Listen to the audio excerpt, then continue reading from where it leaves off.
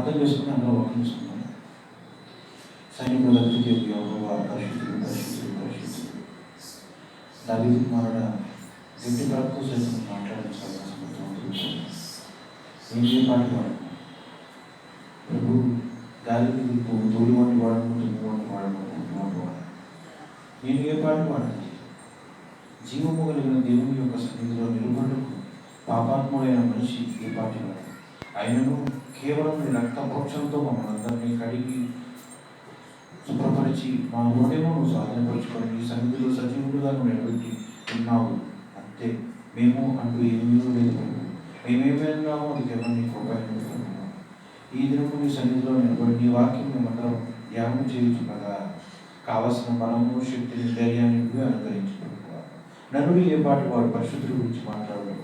పాపి యొక్క జ్ఞానము ఎట్టిది, సృష్టికర్త యొక్క చిత్తము తెలియజేయటం. ఒక్కసారి నువ్వు స్వాధీనపరుచుకొని నారికాల పొందకుండా వరకు నువ్వే అధికారిగా ఉండి సమస్తము నీ మహిమ కొరకై జరిగించుము. మాకు ఆశీర్వాదకరముగా జరిగించుము. యేసుక్రీస్తు నామములో ప్రార్థిస్తున్నాను తండ్రి, ఆమేన్.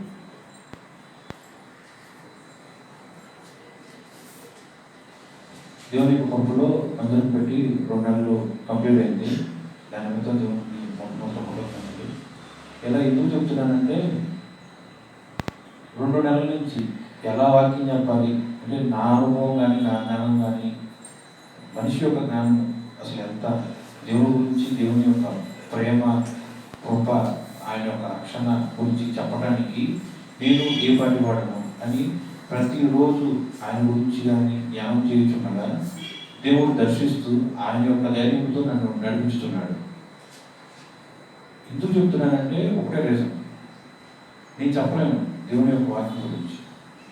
అసలు నా అనుభవం కానీ ఇప్పటికీ ఆయన గురించి పూర్తిగా కూడా నాకు తెలుసుకోలేదు. తెలుసుకుంటే నేను ఇంకా దేవునికి ఆనుకుని బతుకుండేవాడిని.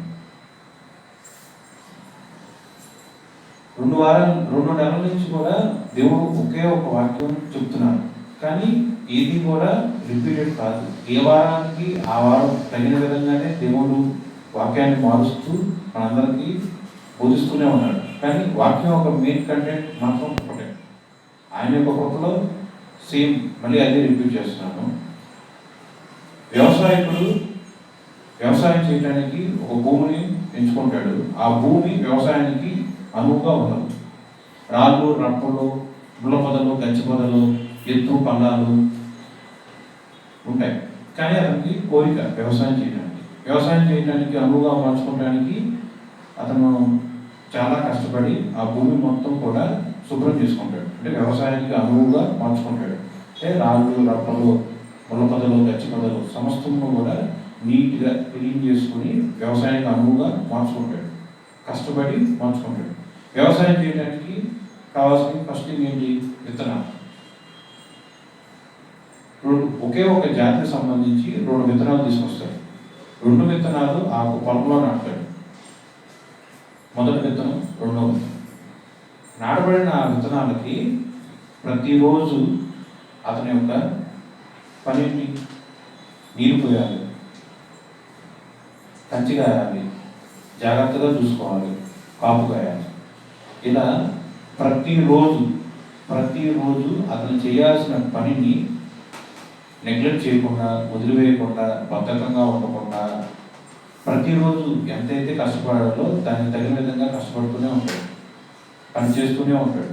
ఇలా చేసిన తర్వాత అతను నాటిన ఆ 2 విత్తనాల్లో నుంచి మొదటి విత్తనం పంట వస్తుంది. అది కూడా 6 వారాల్లో వస్తుంది. కానీ 2వ విత్తనం ఇటువంటి పంట రాదు. అతను ఎదురు చూస్తూ ఉంటాడు. సరే, అదైతే 6 వారాల్లో వచ్చింది. 2వ విత్తనం ఇవాళ రాకపోవచ్చు, ఇంకో రోజు వస్తుంది అని అలా ఎదురు చూస్తూనే ఉంటాడు. ఎంతగా ఎదురు చూస్తాడు? పంట వచ్చే వరకు ఎదురు చూస్తూనే ఉంటాడు. ఇలా 6 వారాలలో దాటిపోయి సంవత్సరం అవుతుంది, 2 సంవత్సరాలు, 3 సంవత్సరాలు, 4 సంవత్సరాలు, 5 సంవత్సరాలు అయిపోయింది. 5 సంవత్సరాల వరకు కష్టపడుతూనే ఉన్నాడు. మొదటి విత్తనం 6 వారాల్లో పంట వచ్చింది. 2వ విత్తనం 5 సంవత్సరాల తర్వాత చిగురు వచ్చింది. అతని యొక్క ఫీలింగ్ ఎలా ఉంటుంది? హృదయం ఎలా స్పందిస్తూ ఉంటుంది? 6 వారాలకి కష్టపడ్డాను, మొదటి విత్తనం పంట వచ్చేసింది. మరి రెండో విత్తనం 5 సంవత్సరాలు కష్టపడితే కానీ పంట రాలేదు. అసలు ఫీలింగ్ ఎలా ఉంటుంది? సరే, 5 సంవత్సరాలు అయిపోయిన తర్వాత జస్ట్ చిగురు మాత్రమే వస్తుంది. చిగురు వచ్చిన తర్వాత జస్ట్ 3 లేదా 4 వారాల్లో 90 అడుగులు ఎత్తుంటే ఒక పంట వస్తుంది. దాన్ని మన భాషలో చెప్పాలంటే వెదురు అంటాం. మొదటి విత్తనం గడ్డి రూపంలో పంటగా వచ్చింది, రెండో విత్తనం వెదురు రూపంలో పంటగా వచ్చింది. ఇక్కడ దేవుడు మనతో ఏం మాట్లాడుతున్నాడంటే, వ్యవసాయకుడికి విత్తనాలకి మధ్య ఉన్న రిలేషన్. వ్యవసాయకుడు మొదటి విత్తనానికి 6 వారాలు కష్టపడ్డాడు. అదే కష్టం రెండో విత్తనం వరకు చేస్తే 6 వారాల వరకే కష్టపడగలడు. అలా కాకుండా 5 సంవత్సరాల వరకు కష్టపడ్డాడు. అంటే ఫస్ట్ ఆ విత్తనాలను ప్రేమించాడా, ప్రేమించలేదా? అది ఒక్కరోజే చేశాడా? తనకి అనుకుంది, తనకి కావాల్సింది వచ్చే వరకు కూడా తన యొక్క కష్టం వదిలివేయాలి, తన యొక్క నిరీక్షణ వదిలివేయాలి, తన యొక్క సహింపు వదిలివేయాలి. సహింపు కోల్పోయాడు అనుకోండి, అంటే సహనం కోల్పోయాడు అనుకోండి, ఉదాహరణకి సహనం కోల్పోయాడు వ్యవసాయం, అప్పుడు ఏం జరుగుతుంది? 6 వారాల్లో గడ్డి వచ్చింది, నాకు చాలు, ఇది 6 వారాలు దాటి సంవత్సరం అయిపోయింది, రెండో విత్తనం వచ్చి నాకు ఏం రాలేదు, నేను ఎందుకు సహించాలి అని వదిలేయాలి కదా రెండో విత్తనం. కానీ వదలలా. 5 సంవత్సరాల వరకు ఉంచుకున్నాడా లేదా? 5 సంవత్సరాల వరకు సహనం కలిగి రెండో విత్తనం ద్వారా వచ్చే ఒక పంట నిమిత్తం సహనం కలిగి పనిచేశాడా లేదా? సహనం కలిగి నిరీక్షణతో ఎదురు చూచాడా లేదా? అలాగే ఇంకోటి, లోపడాడు. ఎవరెవరు లోపడాలి? వ్యవసాయకుడు విత్తనానికి లోపడాలా, విత్తనం వ్యవసాయకుడు లోపడాలా? మీరు చెప్పండి, ఎవరికి లోపడాలి? వ్యవసాయకుడు విత్తనం గురించి మనం మాట్లాడుకుంటున్నాం. వ్యవసాయకుడు విత్తనానికి లోపడాలా, విత్తనం వ్యవసాయకుడికి లోపడాలా?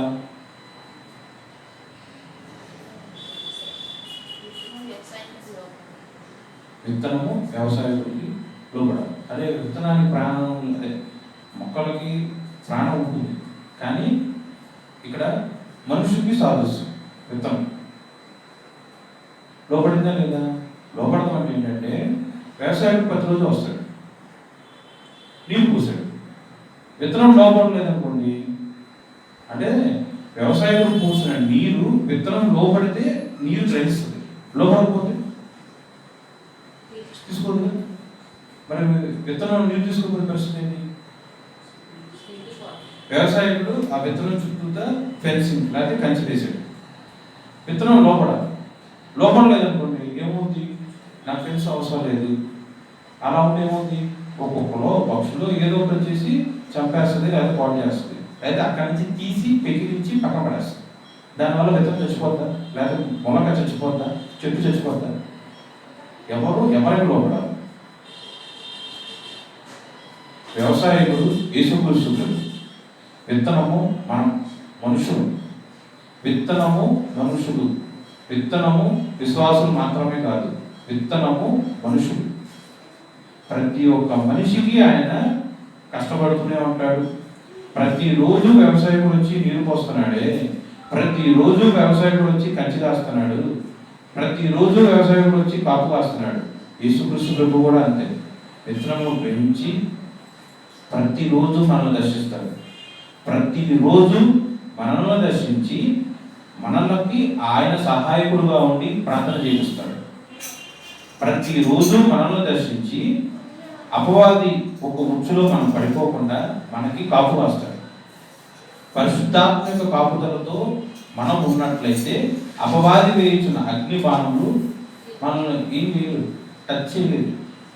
ఎందుకంటే దేవుడు కాపుదల ఉంటుంది.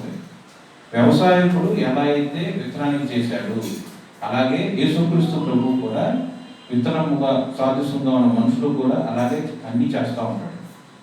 విత్తనం లోపడకపోతే చచ్చిపోదు. మనిషిగా ఉన్న మనము యేసుక్రీస్తు ప్రభువుకి లోపడాలి. ఓకే, ఇది డీటెయిల్గా చెప్పుకోండి. సో ఇప్పుడు ఈ చార్ట్ చూస్తూనే ఉన్నారు, నరుడి యొక్క హృదయం. విత్తనము దేవుని యొక్క వాక్యం. పొలము, భూమి అంటే పొలం. పొలము నరుడి యొక్క హృదయం. నరుడి యొక్క హృదయంలో దేవుని యొక్క వాక్యము విత్తబడితే లేదా నాటబడిన తర్వాత ప్రతిరోజు వ్యవసాయకుడు నీళ్ళు పోసి కాపు కాసి కంచి వేసినట్లుగానే ప్రతిరోజు అనుదిన ప్రార్థనతో దైవ చిత్తానుసారమైన దుఃఖంతో సమర్పణ కలిగి బ్రతికితే ఆ యొక్క మనిషి లేదా ఆ యొక్క విశ్వాసి దేవుని యొక్క కృప చొప్పున విత్తనముగానే ఉండడం. విత్తనము అభివృద్ధి అవి మొలకొస్తుంది. ఆయన జీవితం విత్తనము అభివృద్ధి జరిగిన తర్వాత మొలకగా వచ్చింది. మొలకతో ఆగిపోయిన జీవితం. మొలక చెట్టు అయిందిగా, చెట్టు మహావృక్షం అవుతుందిగా. ఈ గ్యాప్లో దానికి పండ్లు లేదా కాయలు చిగురు ఇవన్నీ వస్తూనే ఉంటాయిగా. మరి విత్తనంలో ఉన్న మనము బాప్తిజం తీసుకుని ఆగిపోవాలా? అదే మన జీవితం. బాప్తిజం తీసుకుంటే సరిపోతుందా? బాప్తిజం తీసుకున్న తర్వాత ఫలించొద్దా? ఎదగద్దా? పరిశుద్ధ పరిమాణం తెచ్చుకోవద్దా? అంచెలంచెలుగా ఎదగద్దా? ఎలా అయితే విత్తనము, తర్వాత మొలక, తర్వాత చెట్టు, తర్వాత వృక్షం, ఇలా స్టెప్ బై స్టెప్ అభివృద్ధి అవుతుందో అలాగే మనిషి కూడా ఫస్ట్ బాప్తిజం తీసుకోకుండా మనిషి, నెక్స్ట్ స్టేజ్ ఏంటి? బాప్తిజం తీసుకున్న మనిషి. బాప్తిజం తీసుకున్న తర్వాత పరిశుద్ధాత్మ అని బిరుదు పొందుకున్న మనం అందరము కూడా క్రమముగా అభివృద్ధి అవ్వాలి. ఫలించు ద్రాక్షావళిగా విశ్వాస పరిమాణంలో కూడా ఆవగించే కానీ కొండలను పెకలింపగలిగిన పరిపూర్ణ విశ్వాసం కలిగిన వాడిగా మనమందరం మార్చబడాలి. ఎలా మార్చబడాలంటే ఏం కావాలి? లోబడడం. ఎందుకు చెప్తాం? దేవుడు అనుగ్రహించు జ్ఞానము మొట్టమొదట పవిత్రమైనది, తరువాత సమాధానకరమైనది, మృదువైనది, సులభముగా లోబడినది, కనికరముతోనూ మంచి ఫలములతోనూ నిండుకొని ఉన్నది, పక్షపాతమైనను వేషధారణను లేనిదై ఉన్నది అని ఆయన యొక్క కృపలో యాకోబు సువార్త 3:17 దీంట్లో పైనుంచి దేవుడు అనుగ్రహించు జ్ఞానము గురించి 2 నెలల నుంచి చెప్పుకుంటున్నాం. ఈ 2 నెలల్లో అనుభవ జ్ఞానం అనగా 6 క్వాలిటీస్ దేవుడు చెప్పారు. మొట్టమొదట పవిత్రం, తర్వాత సమాధానకరం, మృదువైనది, సులభముగా లోబడినది, కనికరముతోనూ మంచి ఫలములతోనూ నిండుకొని ఉన్నది. మొట్టమొదట పవిత్రం. యేసుక్రీస్తు ప్రభు పరిశుద్ధుడు. సృష్టి యావత్తుకు ఆయన ఛాలెంజ్ లాగా మాట్లాడుతున్నాడు. ఏమని? నాలో పాపం ఉన్నదని ఎవరు నిరస్థాపన చేయగలడు? ఆయన నమ్ముకుని బతుకుతున్న విశ్వాసులు, దేవుణ్ణి కలిగి ఉన్న విశ్వాసులు, దేవుని పోలికలో పుట్టిన విశ్వాసులు పాపం ఉంటే, పాపం అనగా వ్యభిచారము, దొంగతనము, నరహత్య మాత్రమే కాదు, దానికి మించినవి ఏంటిది? నోటి మాట. యాకోబు సువార్త 3వ అధ్యాయము 2వ వచనం నుంచి చూసుకున్నట్లయితే నరుడి యొక్క నోటి మాట ద్వారా నరుడు మాలిన్యం అవుతాడు. మాట్లాడిన ఆ మాట వినిన సహోదరుల మధ్య కూడా చిచ్చు పెట్టబడును. ఇది ప్రకృతి వ్యతిరేకమైనది. ఇలా జరగకూడదండి. మాట్లాడేవాడు దేవునికి వ్యతిరేకముగా, దేవునికి అయిష్టకరమైన, దేవునికి హానికరమైన అంటే కాని మాట పలికితే ఆ యొక్క విశ్వాసి, ఆ యొక్క కాపరి, ఆ యొక్క సంఘ కాపురులు, ఎవరైనా సంఘ పెద్దలు, బాప్తిజం తీసుకున్న ప్రతి ఒక్కరు కూడా వారి జీవితము, వారి యొక్క శరీరము మాలిన్యమైపోతుంది. అంత మాత్రమే కాదు, మాట్లాడిన ఆ మాటను బట్టి మాట్లాడిన వాడు మాలిన్యం అవుతాడు, వినినవాడు మధ్య చుచ్చు పెట్టబడును. దీన్ని బట్టి ప్రకృతి యొక్క చక్రములకు వ్యతిరేకముగా జరుగుతున్నది. ఇలా జరగకూడదు. సృష్టిలో ఏ ఒక్క నరుడు కూడా తన నోటి మాటను సాధు చేయజాలడు. పరిశుద్ధాత్మ యొక్క శక్తితో నరుడు తన నోటి మాటను సాధు చేయగలడు. కంసాలి చాకలివాడిగా ఉన్న పరిశుద్ధాత్మ దేవుడు మనం ఆశ్రయించినట్లయితే పరిశుద్ధాత్మ యొక్క శక్తితో యేసు క్రీస్తు ప్రభు యొక్క కృప చొప్పున దేవుడు మన నోటి మాటను సాధు చేస్తాడు. దాన్ని బట్టి నరుడు పవిత్రపరచబడతాడు. Second thing సమాధానకరమైనది. ఫిలిప్పీయుల 4వ అధ్యాయంలో ఉంటుంది. సిలువ రక్తము చేత సంధి చేయబడుతున్నాము. నరుడు యేసుక్రీస్తు ప్రభువుతో లేదా యేసుక్రీస్తు ప్రభు సృష్టి యావత్తులో ఉన్న సమస్తమైన మనుషుల నిమిత్తము ఎలా సమాధానపడ్డాడు? సిలువ రక్తము చేత.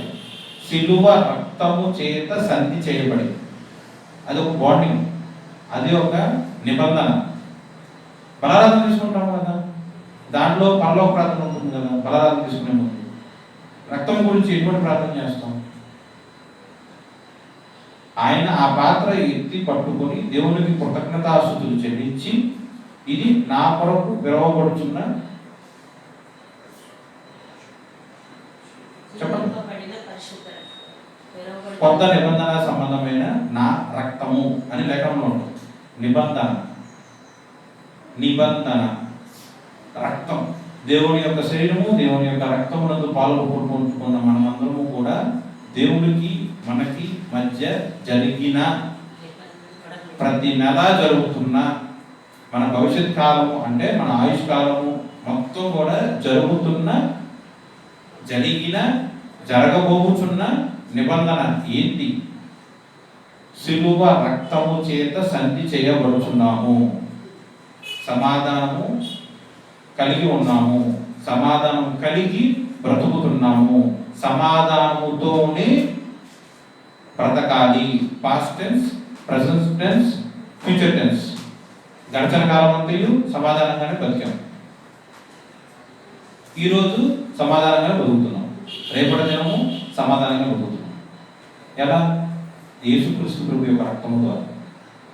బాప్తిజం తీసుకున్న తర్వాత నుంచి ఇప్పటి వరకు సంవత్సరం అవ్వచ్చు, 10 సంవత్సరాలు అవ్వచ్చు, అంటే మీరు ఎన్ని సంవత్సరాల కింద బాప్తిజం తీసుకున్నారో అప్పటి నుంచి ఈ రోజు వరకు ప్రతి వారం లేదా ప్రతి నెల దేవుని యొక్క పరిశుద్ధమైన శరీరము, పరిశుద్ధమైన రక్తంలో పొందుకుంటున్నారుగా. అంటే మీరు దేవుడు సమాధానం పడ్డారు. ఈరోజు బలారాధనలో పొందుకుంటున్నారు. ఈరోజు సమాధానం పడబోతున్నారు. తర్వాత దేవుడు ఎలా అయితే ఆయనకి మనకి మధ్య ఆయన యొక్క సిలువ రక్తం పెట్టి సమాధానం పరిచాడు, అలాగే ఆయన యొక్క రక్తమునందు పొందుకున్న మిగతా సహోదరులు, మిగతా మనుషులతో కూడా అలాగే సమాధాన పడాలి. అదవుతుందా? మనము యేసుక్రీస్తు ప్రభుతో సమాధాన పడాలి. యేసుక్రీస్తు ప్రభు సమాధానం పడితేనే మనం సమాధానం పడాలి. కానీ దేవుడు అందరితో ఆగలేదండి. ఎందుకంటే యేసుక్రీస్తు ప్రభు యొక్క రక్తము వెంకటేష్ కోసం కాదు, సీతమ్మ కోసం కాదు. యేసుక్రీస్తు యొక్క రక్తము సర్వలోక పాప పరిహారం. అంటే అందరి కోసం ఆయన రక్తం దారిపోసాడు. బైబిల్ చూపించండి. క్రిస్టియన్స్ కోసం యేసుక్రీస్తు ప్రభు రక్తం దారిపోసాడు. చూపించండి. సర్వలోకము మనుషులందరి నిమిత్తము కల్వరి కొండ మీద ఆయన పస్కా పండుగ బలి పశువుగా వధింపబడ్డాడు. మనం ఎలా ఉండాలి? ఎదుటోడుతో, అంటే చర్చిలో ఉన్న వాళ్ళైనా సరే బాప్తిజం తీసుకొని దేవుని యొక్క శరీరము రక్తమునందు పాల్గొనుకున్న మన యొక్క సహోదరులతో అయినా, లేదా ఒక తల్లి గర్భమును జన్మించిన బ్రదర్స్ ఆ సిస్టర్స్ మధ్య అయినా సరే సమాధానం లేకపోతే యేసు యొక్క రక్తము గురించిన నిబంధన ఎందుకు సఫలం అవ్వట్ల? సమాధానం లేదా? రక్తము యొక్క నిబంధన నీలో లేదు. ఈ నిబంధన ఎవరు అతిక్రమిస్తున్నారు? యేసయ్య. యేసయ్య మీకు చెప్పాడు ఆ సమాధానం పరమాత్మని. చెప్పండి, బైబిల్ చూపించి చెప్పండి. బైబిల్ చూపించి చెప్పండి. యేసయ్య సమాధానం పడద్దన్నాడు అని బైబిల్ చూసి బైబిల్లో రిఫరెన్స్ చూపించి చెప్పండి. సత్యమైతే అంటే ఎంతవరకు చేయగలవో అంతవరకు చెయ్యి. నేను ఇంతే ప్రభు, ఇంతకు మించి నేను తగ్గలేను, ఇంతకు మించి తగ్గించుకోవడం నా వల్ల కాదు, నేను చేయాల్సినంత చేస్తూనే ఉన్నాను. అసలు నేను ప్రార్థన చేశాను కదా, అదే సమాధానం, దాని మించి ఇంకేం లేదు. మరి దేవుడు ప్రార్థన చేస్తే శిల్వయాగం జరిగేదా? అంటే దేవుడు ప్రార్థిస్తే సరిపోయేది కదా, శిల్వయాగం చేయాల్సిన అవసరం ఏంటి దేవుడికి? దేవుడు ప్రార్థన చేస్తూ వాడుక చొప్పున ప్రతిరోజు ఆయన ప్రార్థిస్తూనే ఉంటాడు. ఆ ప్రార్థన చేసి నేను సులువు మీద మరణం పొందినట్లే అని అంటే సరిపోయేదండి. ప్రార్థన ఉండాలి, క్రియ కూడా ఉండాలి. నేను ప్రార్థన చేశాను అని యేసుక్రీస్తు ప్రభు చెప్పాడు అనుకోండి, అంటే సిలువ మరణం గురించి నేను ప్రార్థన చేశాను చాలు, నేను లిటరల్గా వెళ్ళి కొండ మీద బెల్లవాల్సిన అవసరం లేదు, నేను ప్రార్థన చేసి చెప్పేశాను కదా ఆమెనని. అంటే ఈ సమాధానం కోసం నేను ప్రార్థన చేశాను అంటే సరిపోదండి. సమాధానం కోసం మనము వెతికి వెంటాడాలి, ఎంతవరకు చేయగలమో శక్తి వంచన లేకుండా చేయాల్సిందే. అర్థమవుతుందా? ప్రార్థన చేస్తే సరిపోదు, క్రియతో కూడిన సమాధానం ఖచ్చితంగా మనం ప్రయత్నం చేయాలి. ఇప్పుడు వరకు శక్తి వంచన లేకుండా జీవితకాలం చేస్తూనే ఉండాలి. ఇంకో ఎగ్జాంపుల్, మనం దేవుని యొక్క లేఖనములకు వ్యతిరేకంగా పాపం చేసాం అనుకోండి, మనం పాపాత్ములే కదా, నోటి మాటతో చేసినా సరే పాపాత్ములే. ఇలా పాపం చేశాం కదా అని చెప్పి దేవుడు మనం దర్శిస్తాం మానేస్తాడా? ఎంత ప్రేమ! మేము అన్నిలో విగ్రహారాధన హైందవ కుటుంబం జన్మించాం, దేవుడు మమ్మల్ని దర్శించకపోతే రక్షణ వచ్చేదా? మీలో ఒకటిగా ఉన్న నేను ఈరోజు దేవుడి యొక్క కృప చొప్పున ఆయన వాక్యాన్ని చెప్పమంటున్నారు, ఇలా జరిగిందా? మరి వాళ్ళు దేవుడికి తెలియదు, వాళ్ళతో నాకేంటంటే అట్లా. యేసుక్రీస్తు అందరికీ ప్రభు, నాకు ఎలా ప్రభువు? విగ్రహారాధన లేదంటే హైందవ దాంట్లో జన్మించిన ప్రతి ఒక్కరు కూడా యేసుక్రీస్తు ప్రభు. ఆయన కృప చొప్పున మనం తెలుసుకుంటున్నాం, వాళ్ళ యొక్క అజ్ఞాన స్థితి వల్ల వాళ్ళు తెలుసుకోలేకపోతున్నారు. తెలియజెప్పాలి, అంతేగాని వాళ్ళని ద్వేషించకూడదు, కించపరచకూడదు. ఓకే, సమాధానం ఏమి? నెక్స్ట్, మృదువైనది అనగా సహనము, సులభముగా లోబడినది. ఈరోజు మొట్టమొదట సులభముగా లోబడినది గురించి వాక్యం చూసుకున్నాం. సులభముగా లోబడడం, లోబడడం రాయొచ్చు కదా. యాకోబు సువార్త 3:17 చూడండి. పైనుంచి అనుగ్రహించు జ్ఞానము ఇలా ఇలా రాసి 4th క్వాలిటీలో ఏం రాసింది? సులభముగా లోబడినది అని రాశారు. ఓకే, సులభముగా అనే ఒక పదం లేకుండా లోబడడం రాసిన అర్థం ఉంటుంది, మేక్ సెన్స్, అర్థం ఉంటుంది. బిడ్డ తల్లిదండ్రులకి లోబడాలి, అర్థం ఉంది కదండి. బిడ్డలు తల్లిదండ్రులకు సులభముగా లోపడాలి. ఇది ఎలా ఉంది? సులభముగా లోపడాలి. లోపడటం అంటే ఏంటి? ఇక్కడ విత్తనము వ్యవసాయానికి ఎలా లోపడింది, మరి మనిషి యేసుక్రీస్తు ప్రభువుకి ఎలా లోపడాలి? అసలు లోపడటం అంటే ఏంటి? లోపడటం అంటే ఏంటి బైబిల్ ప్రకారం? ఆది యందు వాక్యము ఉండెను, వాక్యము దేవుని యొద్ద ఉండెను, వాక్యము దేవుడే ఉండెను. ఏనాడు యేసుక్రీస్తు ప్రభువుని చూసారా? అంటే మనిషి దేవుడిని చూశాడా బైబిల్ ప్రకారం? ఇది ఎందుకు ఇచ్చారు దేవుడు? ఆయన రిప్రజెంటేషన్. వాక్యము దేవుడే ఉన్నాడు. దేవుడికి ఇష్టంగా బతకాలా? వాక్యానుసారంగా బ్రతుకు. దేవుడి యొక్క మెప్పు పొందుకోవాలా? వాక్యానుసారంగా బ్రతుకు. ఓకే, వాక్యానికి లోబడండి. వాక్యానికి లోబడండి, వాక్యానికి సులువుగా లోబడండి, సులువుగా లోబడండి. వాక్యం దేవుడే ఉన్నాడు. మరి యేసుక్రీస్తు ప్రభువు లేఖనములకు ఎలా లోపడ్డాడో ఈరోజు జ్ఞాపకం చేసుకున్నాం. ఫిలిప్పీయులు రాసిన పత్రిక 2వ అధ్యాయము 6 వచనం, 6 నుండి 11 వరకు.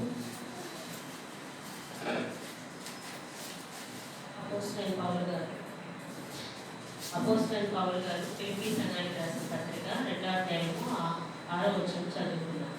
ఆయన దేవుని స్వరూపం కలిగిన వాడై ఉండి దేవునితో సమానంగా ఉండుట విడిచిపెట్టకూడని భాగ్యమని ఎంచుకొనలేదు కానీ మనుషుల పోలికగా పుట్టి దాసుని స్వరూపము ధరించుకొని తను తానే రిక్తునిగా చేసుకునేను.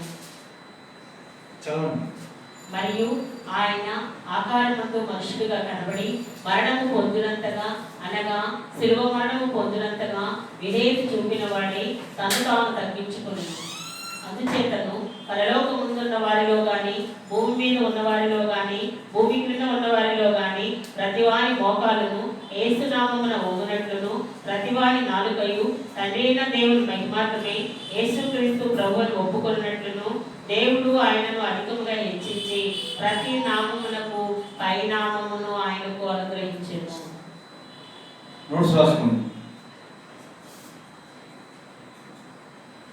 ఫిలిప్పీయులకు రాసిన పత్రిక 2వ అధ్యాయము 6వ వచనం.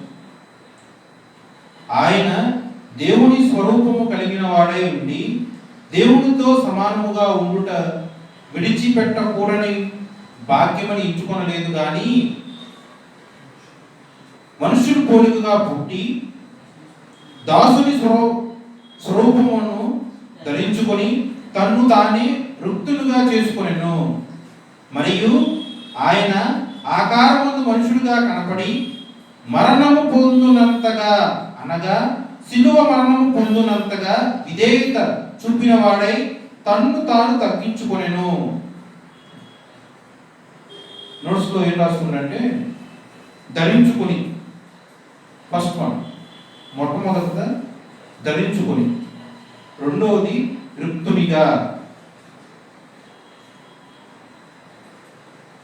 మూడవది విధేయత, నాలుగవది తగ్గించుకోవడం.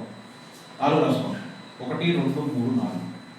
ఒకటవది ధరించుకోవడం, రెండవది రిక్తునిగా చేసుకోవడం, మూడవది విధేయత చూపించడం, నాలుగవది తగ్గించుకోవడం. ఇవి మీ అందరికీ తెలిసిందేగా ఈ రిఫరెన్స్. యేసుక్రీస్తు ప్రభు దేవుని స్వరూపము కలిగిన వాడై దేవునితో సమానముగా ఉండుట విడిచిపెట్టకూడని భాగ్యమని ఎంచుకొనలేదు కానీ మనుషుని పోలికగా పుట్టి దాసుని స్వరూపమును ధరించుకొని. ఏ ధరించుకోవాలి? రాసుకుంటున్నారు కదా, ధరించుకుంటాం పక్కన దాసుని స్వరూపం. దాసుని స్వరూపం అంటే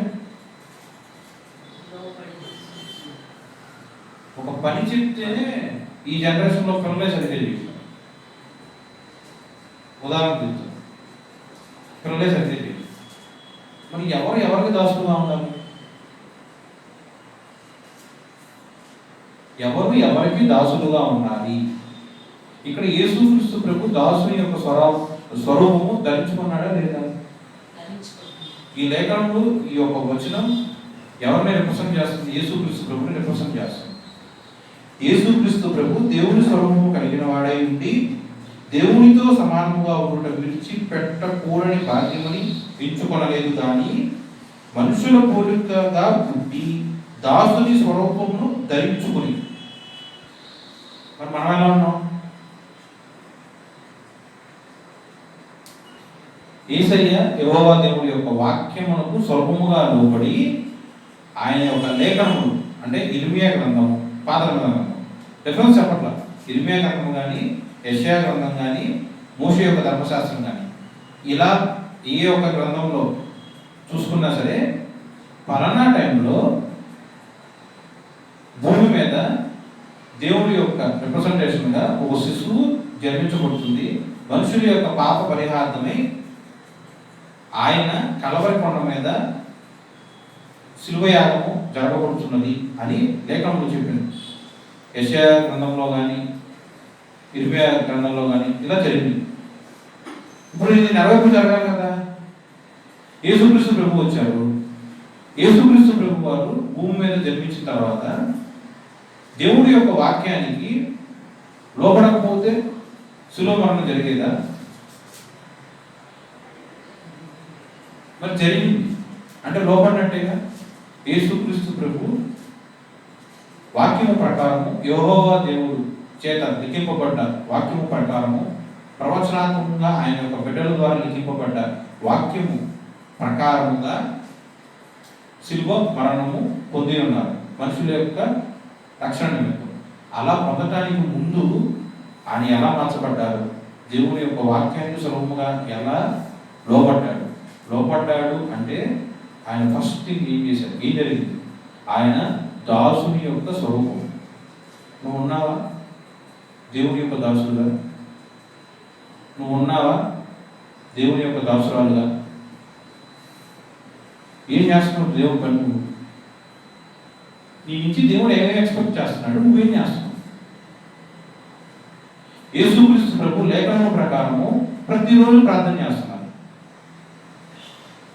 వాక్యం చూసుకోండి, వాడుక చొప్పున రెఫరెన్స్ అప్పట్లో వాక్యము చొప్పున ఆయన కొండ ఎక్కి వెళ్ళి ప్రార్థన చేశాడు. ప్రతి రాత్రి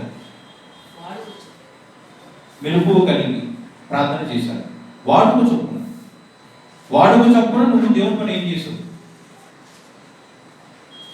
నేను బ్రతకాలంటే వాడుక చొప్పున మినిమం 3 పూటలు లేదా శక్తి కొరకు 4 పూటలు 5 పూటలు నేను భోజనం చేస్తాను. అది నా వాడుక. ఎందుకు నేను బతకాలి? తినకపోతే శక్తి రాదు, శక్తి లేకపోతే నేర్పం వచ్చింది, అట్లా మంచాలు పడుతూ తెలుసుకోవాలి. వాడుక చొప్పున నేను తినాలి లోకానుసారంగా చూస్తే. మరి ఆయన ఏం తినాలి?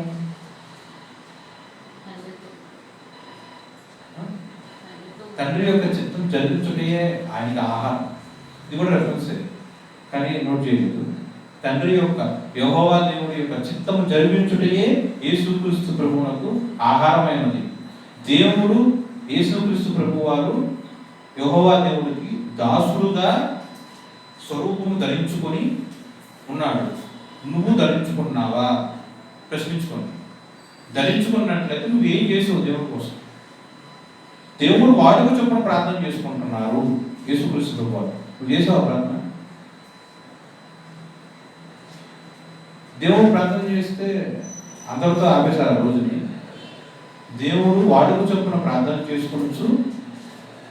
రక్షణ నిమిత్తమై అన్యులకు లోకస్తులకు ఆయన యేసుక్రీస్తు ప్రభు అంటే దేవుడి యొక్క ప్రేమ గురించి, మరణము వస్తే ఎలా జరుగుతుంది, ఆ మరణమును జయించుటకు పరలోకంలో జయించిన ఆ మరణం తర్వాత పరలోకంలో మనకు ఎలాంటి సీట్ వస్తుందో, అదే పరలోక రాజ్యంలో ఎలా నివాసం అవుతాము, ఇవన్నీ ప్రతి ఒక్క పెట్టికి ఆయన ఎక్స్ప్లెయిన్ చేస్తూనే ఉన్నాడు కదా.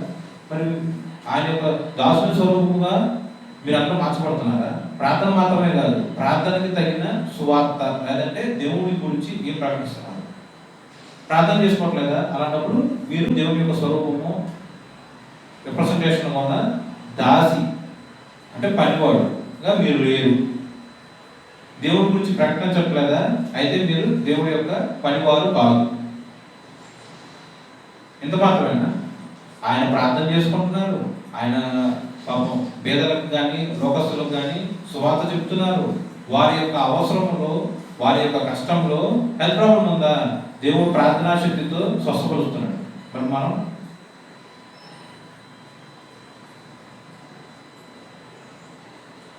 ఆర్థిక ఇబ్బందులు ఉన్నాయా? ఇరుకు, ఇబ్బంది, వేదన, శోధన, వాటెవర్ లోకానుసారం నుండి ఎటువంటి కష్టాలైనా ఉన్నాయా? దేవుడు ప్రార్థన యొక్క శక్తితో, వాక్యము ద్వారా వచ్చిన నెమ్మదితో మనుషుల యొక్క గాయాలు కడుతున్నాడు, మనుషులకు స్వస్థత అనుగ్రహిస్తున్నాడు. అలా మీరు చేయలేకపోతే పేరుకే విశ్వాసులు, రూపంలో దాస్యత్వం మీకు లేదు. నేను చెప్పానా? దాసుని స్వరూపము ధరించుకుని. చాలామంది చాలా పెద్ద పెద్ద చర్చిల్లో అసలు పాస్టర్ గారు అంటే జస్ట్ ఇట్లా దేవుని యొక్క పని మాత్రమే చేయాలి, వాక్యం మాత్రమే చెప్పాలి, ఆయన ఎటువంటి అదర్ ఫిజికల్ యాక్టివిటీస్ ఏం చేయకూడదు అంటే చాలా మర్యాదగా చూసుకుంటూ ఉంటారు. మర్యాద ఇవ్వడం మంచిది, కానీ మనం ఇస్తాము, ఆ మర్యాదను వాళ్ళు అనువుగా లేకపోతే వాళ్ళకి తగిన విధంగా డైరెక్ట్ చేసుకుంటాం. ఎవరు తప్పు? అంటే పాస్టర్ అంటే నేను ఇంతే, నేను ఎవరికి పని చేయకూడదు, అందరూ నాకే చేయాలి. అనే ఒక ఆలోచనలో ఉంటే అట్లా నేను ప్రార్థన చేస్తున్నాను, అది మాత్రమే నా పని, అంతకు మించి నేను ఇంకేమీ చేయను. ఎటువంటి పని నేను ఎదురు చేయాల్సిన అవసరం లేదు. దేవుడు అనిపించింది ఇంటికే. అంటే ఒక రాజులుగా ఒక స్వభావం కలిగి ఉన్నాడా? రాజకుమార్తె ఒక స్వభావం కలిగి ఉన్నాడా? దాసుని స్వభావం. మీరు ఎలా ఉన్నారు పరీక్షించుకోండి. దాసుని స్వరూపము ధరించుకొని రిక్తునిగా చేసుకునేను అని వాక్యం లేదండి. తన్ను తాను రిక్తునిగా అంటే ఇదే రిఫరెన్స్ నేను ఇంగ్లీష్ బైబిల్లో చూసినప్పుడు నథింగ్ అని ఉంటుంది. నథింగ్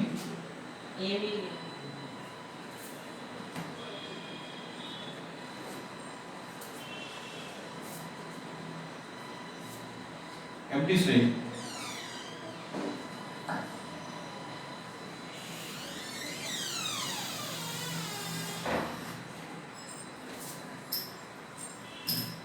ఇది 0 లేకపోతే 0 అంటే నథింగ్. ఏం లేకపోతే ఏమంటారు? తన్ను తానే రిక్తునిగా చేసుకోలేను. నేనున్నా రిక్తునిగా నేను చేసుకోవాలా, లేదా దేవుడు చేస్తాడా? చెప్పండి. నేను వాక్యమునకు స్వల్పముగా లోబడితే అప్పుడు వాక్యము యొక్క కృప చొప్పున, కనికరము చొప్పున నన్ను నేనుగా రిక్తులుగా దేవుడికి సమర్పించుకుంటాను. అర్థమైందా? మీ మొహాలు బ్లాక్గా కనిపిస్తుంది అంటే నా ఉద్దేశం మీకు అర్థం కాక కదా. రిక్తునిగా నన్ను నేను చేసుకోగలనా? దేవుడు చేయాలా? వాక్యం ఏం చెప్తుంది? తన్ను తానే. యేసుక్రీస్తు ప్రభువు తన్ను తానే రిక్తునిగా చేసుకోగలరా? మరి విశ్వాసంగా ఉన్న మీరు రిక్తునిగా చేసుకోగలరా లేదా? దాసుని స్వరూపము కలిగి ఉండాలి. అలాగే మిమ్ములను మీరు రిక్తులుగా చేసుకోవాలి. మీ ఎడ్యుకేషన్ ఉందా? అయితే ఏంటి? మీ క్వాలిఫికేషన్ ఏంటి?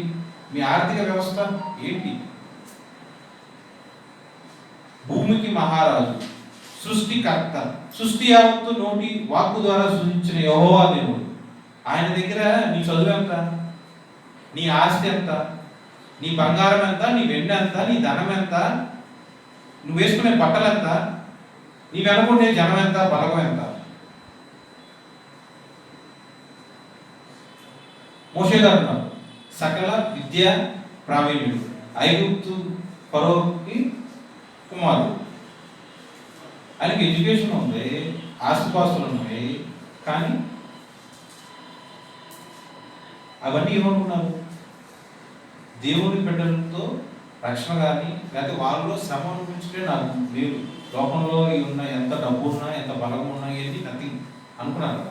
సో వాక్యానికి స్వల్పంగా లోపడాలంటే మన హృదయము బ్లాంక్గా ఉండాలి, మన హృదయం ఎంప్టీగా ఉండాలి. నథింగ్. మన హృదయము, మన ఆలోచనలు 0. నీ ఇష్టం 0, నీ క్రియలు 0, నీ తలంపు 0. ఇలా 0గా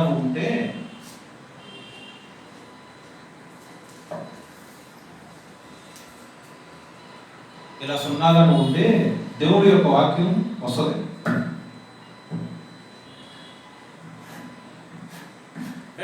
మనం సులభముగా లోబడితే, మన 0గా మన హృదయము, మన జీవితాన్ని దేవుడికి అర్పిస్తే, మన హృదయం యొక్క నలుదిక్కుల నుంచి దేవుని యొక్క లేఖనములు మనలోనికి ప్రవేశిస్తాయి. ప్రవేశిస్తే ఆ 0ని నింపేస్తాయి.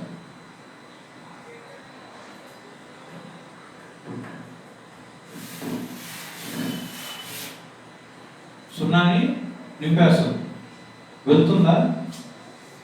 లేదు. దీంట్లో ఆలోచించేయండి. తన్ను తాను రిక్తునిగా చేసుకొనెను. మరి నా హృదయంలో నా ఆలోచన ఉంటే నేను రిక్తునిగా అయినట్టేనా? మీ చిత్తం కాదు, అంటే మనిషి యొక్క చిత్తం కాదు, మనిషి యొక్క ఆలోచనలు కాదు, మనిషి యొక్క తలంపులు కాదు, మనిషి యొక్క జ్ఞానం కాదు, మనిషి యొక్క స్థితి గతి కాదు, మనిషి యొక్క ఎడ్యుకేషన్ కాదు. అసలు ఏది తీసుకున్నా, ఏ విషయంలో తీసుకున్నా, ఎలా ఆలోచించుకున్నా నరుడు అంటే nothing in front of God. దేవునితో ఏమి లేదు. ఒక పుస్తకంలో, అదే బైబిల్లో వాక్యం ఉంటుంది, నరుడి యొక్క మహాజ్ఞానము దేవుడి యొక్క వెర్రితనంతో ఒకవేళ కంపేర్ చేస్తే దేవుడి యొక్క వెర్రితనమే గొప్ప. దేవుడు వెర్రితనం అని మీరు అనుకునేది. ఇక్కడ వాక్యం ప్రకారం ఆలోచించాలంటే నరుడి యొక్క జ్ఞానం ఎంత గొప్పదైనా సరే, దేవుడు ఆలోచన లేకపోయినా సరే ఆయనదే బెస్ట్గా ఉంది. నువ్వు ఎంత మహాజ్ఞానివా అయినా సరే నీ జ్ఞానం దేవుడి ముందు శూన్యం. తృప్తంగా చేసుకోండి. మన ఇష్టం కాదు, మన చిత్తం కాదు, సమర్పించుకోండి. సులభముగా లోపడండి. వాక్యం వింటున్నాం, ప్రతి ఆదివారం వాక్యానికి అంటే ఆరాధన వెళ్తూనే ఉంటాం.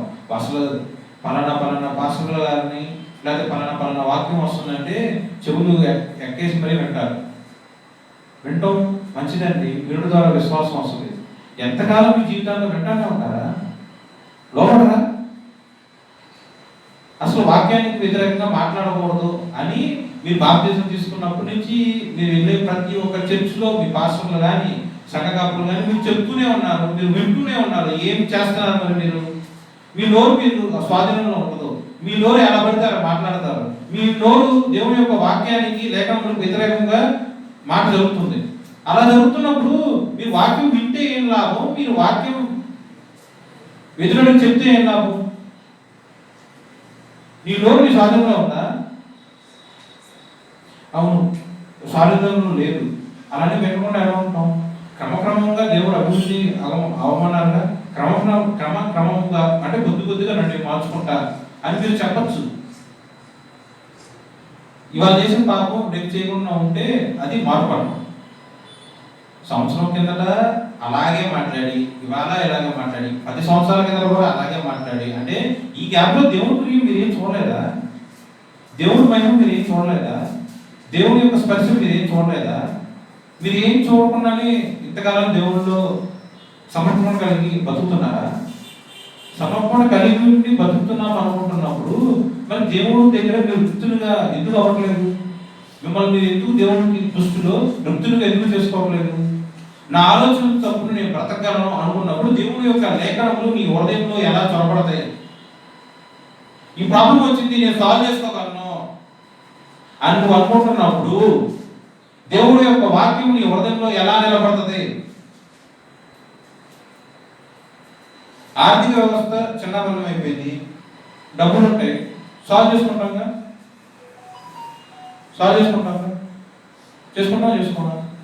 అసలు అవన్నీ అవసరం.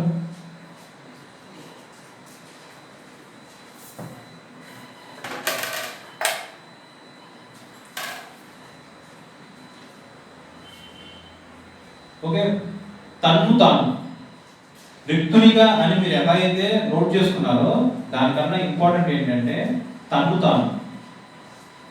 తాను అనేది ఇంపార్టెంట్. నేనున్నాను, ఫస్ట్ నేను దేవుని దగ్గరికి వెళ్ళాలన్నా దేవుని యొక్క వాక్యాన్ని సులభంగా లోపడాలన్నా ఫస్ట్ నన్ను నేను అర్పించుకోవాలి, నన్ను నేను దేవుడికి సమర్పించుకోవాలి. ఆయన వాక్యాన్ని నేను సులభంగా లోపడాలంటే నా హృదయము లేదా నా జీవితం మొత్తం ప్లాన్. నేను కాదు, నువ్వే చెయ్యి, నేను కాదు, నువ్వే సమస్తమును దేవుడికి అర్పించు. నీ ప్రార్థన మాత్రమే కాదు, నీ జీవితం. నేను దేవుడికి నా జీవితంలో 10% ఇస్తున్నా, నా జీవితంలో నేను 20% ఇస్తున్నా, నా జీవితంలో నేను శక్తి కొలది దేవుడికి ఇస్తున్నాను. మంచిదేనండి, ముందు మీ అభిప్రాయం. నేను దేవుడికి గంట లేదా 2 గంటలు లేదా 3 గంటలు లేదా 24 గంటలు ప్రార్థన చేస్తున్నా. మంచిదే, ప్రార్థన చేస్తాను. చేసిన ప్రార్థనకి తగినట్లు నీ నోరు ఉందా? దేవుని యొక్క చిత్తానికి లోబడి వాక్యానికి లోబడి బ్రతుకుతున్నామా లేదా? తన్ను తాను రిక్తునిగా, ఎంటీ, నథింగ్. దేవుని యొక్క కృప ముందు నువ్వెంత? నేను ప్రార్థన చేస్తే వాళ్ళు మారారు, నేను ప్రార్థన చేస్తేనే వాళ్ళు ఎలా ఉన్నారు, నేను ప్రార్థన చేస్తేనే ఇలా జరిగింది, నేను ప్రార్థన చేస్తే ఎలా జరిగింది. లేఖనముల ప్రకారం పరిశుద్ధాత్మ యొక్క సహాయం లేకుండా ఎన్నడూ ప్రార్థన చేయగలరు. లేఖనముల ప్రకారము మనుషులందరూ పాపంలో పుట్టి, పాపంలో పెరిగి, పాపంలోనే నశించుతున్నారు, అన్లెస్ యేసు యొక్క రక్త ప్రోక్షణ తప్ప. మరి నీకు సొంతంగా నువ్వేం చేసుకున్నావు? నీకు సొంతంగా నువ్వు బాప్తిసం తీసుకున్నావా? నీకు సొంతంగా నువ్వు మోకరించి ప్రార్థన చేస్తున్నావా? సమర్పించుకుంటాం అంటే ముందు తాను రిక్తునిగా దేవుడికి అర్పించుకోవాలి. నీ హృదయము దేవుడి ఎదుట సున్నా. అప్పుడు దేవుని యొక్క వాక్యం నీ హృదయంలో విత్తబడి, నాటబడి, మొక్కగా, మహావృక్షముగా, నిండుగా ఉంటుంది, పూర్ణముగా ఉంటుంది. నువ్వు పూర్ణత్వం కోరుకోవాలంటే ముందు నీ హృదయము సున్నా, నీ జీవితం దేవుని యొక్క దృష్టిలో సున్నాగానే ఉండాలి. ఎప్పుడు కూడా నా ఆలోచనలు వద్దు, సొంత ఇష్టాలు అసలు వద్దు, సొంత తలపులు వద్దు. ఇలా చేస్తే బాగుండేది, అలా చేస్తే బాగుండేది. నీకు ఈరోజు తెలిసేమో నీ మరణము వరకు కూడా దేవుని యొక్క జ్ఞాపకార్థ పుస్తకంలో లిఖింపబడి ఉన్నది. దేవుడు తెలియదా?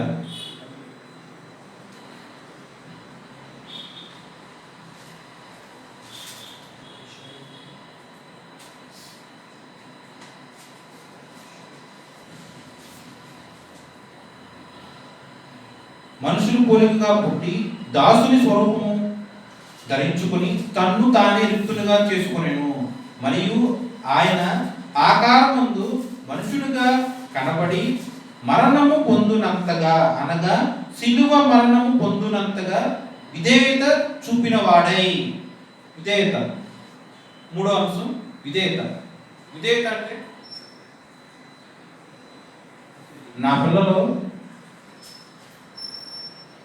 నా పిల్లలు చాలా విధేయత చూపిస్తారు. చెప్పిన మాట జవదారు. నా పిల్లలకి ఎంత విధేయత ఉందో, అసలు వినయానికి మారుపేరు నా పిల్లలు, విధేయతకి మారుపేరు నా పిల్లలు. ఇలా రిప్రజెంట్ చేస్తారు ఎవరు? తల్లి తన కడుపును పుట్టిన బిడ్డలు. కానీ దేవుని స్వరూపముగా, దేవునికి లోబడి బ్రతకాలనుకున్న విశ్వాసులు ఎలాంటి విధేయత చూపించాలి? ఈ రిఫరెన్స్ ఉందిగా, చదవండి మీరే. మనుషులుగా కనబడి మరణము పొందునంతగా, అనగా సిలువ మరణము పొందునంతగా విధేయత చూపిన వాడే. విధేయత చూపిన వాడే. విధేయత నోటి మాట మాత్రమే కాదు, విధేయత చూపించాలి. చూపించాలంటే ఎదురు చూడాలా లేదా? విధేయత. సిలువ మరణము దేవుని యొక్క చిత్తం ఏంటి? యేసుక్రీస్తు ప్రభు ఇలా జన్మించి పలానా టైంలో మనుషులందరి యొక్క పాప పరిహారం నిమిత్తమై మరణం పొందాలి. ఇది దేవుని యొక్క చిత్తం. ఆయన యొక్క చిత్తానికి యేసుక్రీస్తు ప్రభు లోబడి విధేయత చూపించి సిలువ మరణము పొంది ఉన్నారు. అంటే విధేయత ఆయన కంప్లీట్. తండ్రికి కుమారుడికి మధ్య ఉన్న ఈ యొక్క దాన్ని బట్టి ఆయన విధేయత చూపించారు. ఎలా? సిలువ మరణం ద్వారా. మరి మీరు ఆయన ఒక రూమ్లో లేదా మనుషులకి కనిపించకుండా సిలువ మరణం చూపించారా? సృష్టి ఎవరితో చూసిందిగా? మరి మీరు ఎలా చూపించాలి విధేయత? నేను విధేయత కలిగి ఉన్నా, అంతేనా? అంతేనా? నిన్ను ప్రేమించిన వారు మాత్రమే నువ్వు ప్రేమిస్తే నీకును అన్నిటికీ ఏంటి డిఫరెన్స్? నిన్ను ద్వేషించిన వారిని కూడా ప్రేమిస్తేనే కదా యేసుక్రీస్తు ప్రభువుని కలిగి ఉన్న వాడు అవుతావు అని లేఖనం చూపించాను. మరి అలా ఎప్పుడన్నా చేశారా? మాటకి మాట. నన్ను అనేది ఏంటి? వాళ్ళంతా వాళ్ళు బ్రతికంతా నన్ను అంటం ఏంటి? యేసుక్రీస్తు ప్రభువుని దూషించారా? దూషించలేదా? హేళనగా, అవమానకరంగా, ఇబ్బందికరంగా, కాని మాటలతో, బుద్ధులతో, ఇక్కిరింపు మాటలతో మనుషులు అన్నారా? అనలేదా? ఆయన మాటకు మాట అనగలడుగా? అనగలడు. అన్నారా? మరి యేసుక్రీస్తు ప్రభువును కలిగి ఉన్న నువ్వు ఒక పాస్టర్గా, ఒక విశ్వాసిగా యేసయ్య యొక్క ప్రేమని మనము వ్యక్తపరచాలి. అలా వ్యక్తపరచాల్సిన నువ్వు మాటకు మాట అంటే నేను అంటేనే వాళ్ళ దేవుని గురించి తెలిసింది. వాక్యం చూపించండి, ఇలా వాక్యం చూపించండి.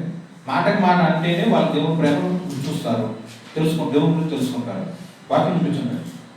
అలా అలా అయితే మరి దేవుడు మాటకు మాట అనేసేవాడుగా సిలువ యాగం జరిగింది. అట్లా దేవుడు ఎక్కడ నువ్వు చూశాడు.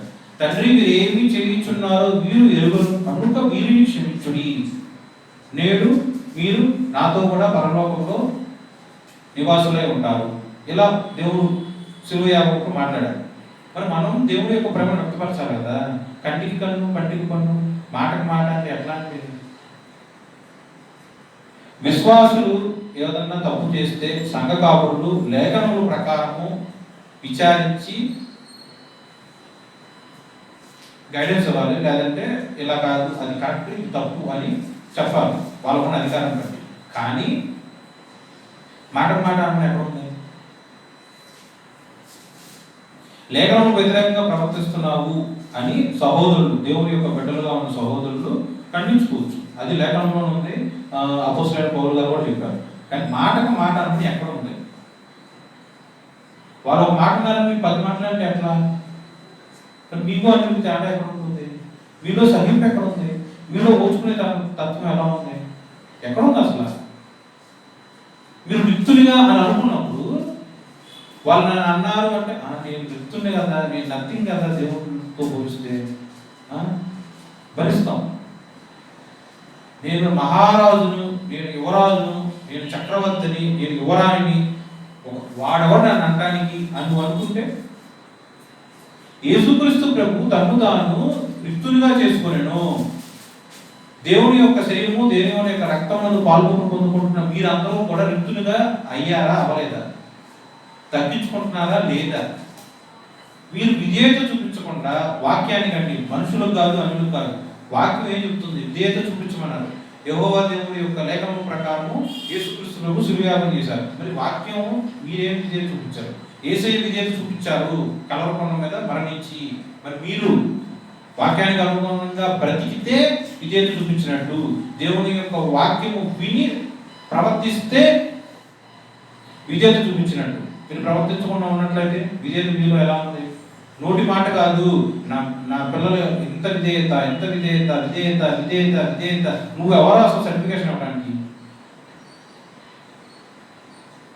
సర్టిఫికేషన్ ఇచ్చావు నువ్వు అంటే నిజమైపోతుందా? మాట్లాడాల్సిన కాని మాటలన్నీ మాట్లాడుతూనే ఉంటాం. విధేయత కలిగి ఉన్నాం అంటే ఎలా కుదురుతుంది? లేఖనము వ్యతిరేకముగా మన కంటి ఎదురుగా కార్యములు జరుగుతూనే ఉంటాయి. అయినా సరే నేను విధేయత కలిగి ఉన్నా. మనుషులు మెచ్చుకున్నవాడు కాదు, దేవుడు మెచ్చుకున్నవాడు యోగ్యుడు. సహనము లేకుండా, వినయము లేకుండా, విధేయత లేకుండా అసలు నోరు ఎలా పడితే అలా మాట్లాడి నేనే కరెక్ట్ అంటే ఎట్లా? దేవుని యొక్క ప్రేమను సహించాలి, వ్యక్తపరచాలి అంటే నువ్వేం చేసావు? గొడవ జరుగుతుంది, ఆ గొడవలో ఇన్వాల్వ్ అయ్యి ఆ గొడవను పెద్ద చేసావు అనుకోండి, ఎలా? దేవుని ప్రేమను నేను ప్రకటించినట్టేనా? అర్థమవుతుందా? కనిపిస్తుందా? తర్వాత తను తాను తగ్గించుకోలేను. అసలు తగ్గించుకుంటే ఎంత బాగుంటుందో. తగ్గింపు హృదయం ఉందా? ఉందా? తగ్గింపు హృదయం ఉందా? యేసుక్రీస్తు ప్రభు తగ్గించుకున్నారు. మీరు తగ్గించుకున్నారు ఎప్పుడైనా? ఏ స్థితిలో సరే నేను అనే అహం ఉన్నట్లయితే తగ్గింపు నీలో లేదు. మొత్తం నేనే చేశాను, మొత్తం నేనే చేశాను, అసలు నా వల్లే ఇదంతా జరిగింది, నా వల్లే ఇదంతా జరిగింది అని ఏనాడైతే మనిషి అనుకుంటాడో అది ఆ మనిషి యొక్క అహం, మనిషి యొక్క అహంకారం. తగ్గింపు లేదు. తగ్గింపు ఉంటే ఎలా అంటారు? వాడు చేసుకున్నా సరే నేను ఏమై ఉన్నాను, అది కేవలం దేవుని యొక్క కృప ఉన్నది అని దేవుని యొక్క మహిమాత్మే మాట్లాడతాడు మనిషి. అలా మాట్లాడకుండా నేను చేశా అంటే అది ఖచ్చితంగా తగ్గింపునకు వ్యతిరేకం. అది అహంకారంతో కూడిన నరుడి యొక్క నోటి మాట. నేను కాదు, దేవుని యొక్క శక్తి చొప్పునే నువ్వు స్వస్థత పొంది ఉన్నావు. మేము కాదు, దేవుని యొక్క కృప చొప్పున మాత్రమే నీ ఆర్థిక వ్యవస్థ కట్టబడి ఉన్నది. మేము కాదు, దేవుని యొక్క నడిపింపు చొప్పునే మీ కుటుంబము రక్షణలోనికి వచ్చినది. అపోస్తులు ఏమన్నారు? నేను చేశాను అని అపోస్తులు అన్నారా బైబిల్లో? నేను మీ వంటి స్వభావం కలిగిన వారమే, మాకెందుకు మీరు మొక్కుతున్నారు? కాపురులకి మర్యాద కాదు, మొక్కచ్చా? మరి మొక్కేటట్లయితే ఇక్కడ అపోస్తులు ఎందుకు అంటారండి? మాకెందుకు మీరు మొక్కుతున్నారు, మేము మీ వంటి వారమే అని ఎందుకు అంటారు?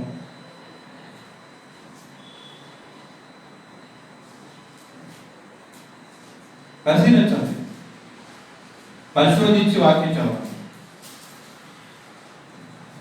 దేవుడి స్వరూపము కలిగిన వాడై ఉండి దేవుడితో సమానంగా ఉండుట విడిచిపెట్టకూడని భాగ్యమని ఎంచుకొనలేదు కానీ మనుషులు పోలికగా పుట్టి దాసుని స్వరూపమును ధరించుకొని తన్ను తానే రిక్తునిగా చేసుకొనెను. మరియు ఆయన ఆకారమందు మనుషుడిగా కనపడి మరణము పొందునంతగా, అనగా శిలువ మరణము పొందునంతగా విధేయత చూపిన వాడై తన్ను తాను తగ్గించుకొనెను. యేసుక్రీస్తు ప్రభువులో ఈ యొక్క సంఘటనలో 4 రకాల క్వాలిటీస్ దేవుడు చెప్పారు. ఒకటి, దాసుని స్వరూపం ధరించుకోవడం. రెండవది, తన్ను తానే రిక్తునిగా చేసుకోవడం. మూడవది, శిలువ మరణము పొందునంతగా విధేయత చూపించడం. నాలుగవది, తన్ను తాను తగ్గించుకోవడం. ఈ 4 ఆయన చూపించారు, లోకమునకు వ్యక్తపరిచారు. ఇందువలన లేదా అందుచేతన, వాక్యం చూడండి 9వ వచనం, అందుచేత అంటే ఈ 4 కలిగి ఉన్నట్ట అంటే విశ్వాసం ఉన్న మనం అందరము కూడా దాసుని స్వరూపం కలిగి ఉన్న, రిక్తునిగా చేసుకున్న, విధేయత కలిగి ఉంటే, తగ్గించుకున్నట్లయితే కనుక, ఎలా అయితే యేసుక్రీస్తు ప్రభు వారు అందుచేత పరలోకమందున్న వారిలో గాని, భూమి మీద ఉన్న వారిలో గాని, భూమి క్రింద ఉన్న వారిలో గాని ప్రతి వాణి మోకాలను యేసు నామమున వంగునట్లును ప్రతి వాణి రాలుగయు తండ్రి అయిన దేవుని మహిమార్థమై యేసుక్రీస్తు ప్రభువుని ఒప్పుకున్నట్లు దేవుడు ఆయనను అధికముగా హెచ్చించి ప్రతి నామమునకు పై నామమును ఆయనకు అనుగ్రహించెను.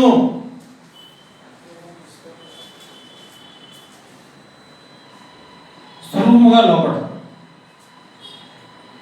యేసుక్రీస్తు ప్రభు యెహోవా దేవుడికి ఎలా సులభముగా లోపడ్డాడు? ఒకటి, దాసుని స్వరూపం కలిగి ఉండడం. రెండవది, తను తాను రిక్తునిగా చేసుకోవడం. మూడవది, శిలువ మరణం పొందినంతగా విధేయత చూపించడం. నాలుగవది, తను తాను తగ్గించుకోవడం. ఈ 4 యేసుక్రీస్తు ప్రభు వారు చూపించారు. కాబట్టి దేవుడు మహిమార్థమై అధికముగా హెచ్చించి, ఎవరు హెచ్చించారు? దేవుడు హెచ్చించాడు. మరి ఇదంతా మనం కలిగి ఉంటే దేవుడు మనం హెచ్చిస్తాడా లేదా?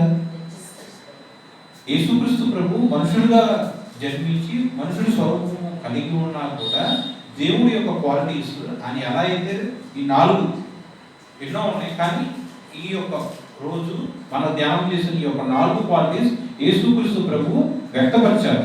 మరి యేసుక్రీస్తు ప్రభు యొక్క శరీరము, రక్తము, పాలు పొందుకున్న మనమందరము కూడా ఇలాంటి క్వాలిటీస్ వ్యక్తపరిస్తే యెహోవా దేవుడు ఎలా అయితే భూమి మీద యేసుక్రీస్తు ప్రభువును హెచ్చించి ఉన్నారో, మరి యేసుక్రీస్తు ప్రభువుని హెచ్చించరా? మిమ్మల్ని హెచ్చించరా?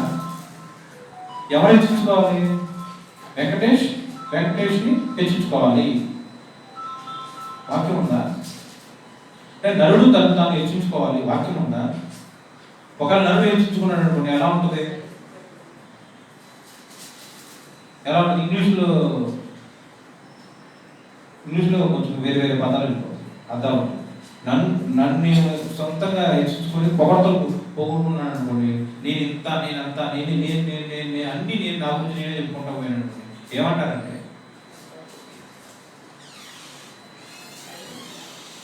ఏమంటారు? ఆ మనిషి మనకు లోపడినప్పుడు వావ్ అని మెచ్చుకోవచ్చు ఎదుటోడు. కానీ చిన్న ఇబ్బంది వచ్చి ఆ మనుషులు ఇద్దరు విడిపోయారు అనుకోండి, లేదంటే పాపం వచ్చింది అనుకోండి, అప్పుడు ఏమని తిడతారా ఎదుటోడికి? అదే ఇంకో వాడికి ఏమని మాట్లాడతారు? లేదా ఇంకో రకంగా చెప్పాలంటే సెల్ఫ్ టాక్.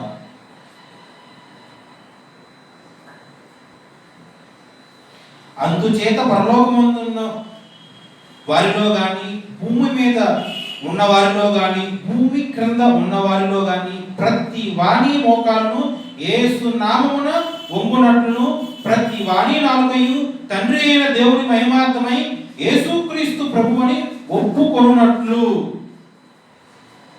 పలానా వాడు ఒప్పుకోడు. వాక్యం ఎక్కడ ఉంటాయి అంటే దీంట్లో ఇంకో ఎగ్జాంపుల్ చూడండి. విశ్వాస అయిన భార్య, అవిశ్వాస అయిన భర్త ఉన్నారు.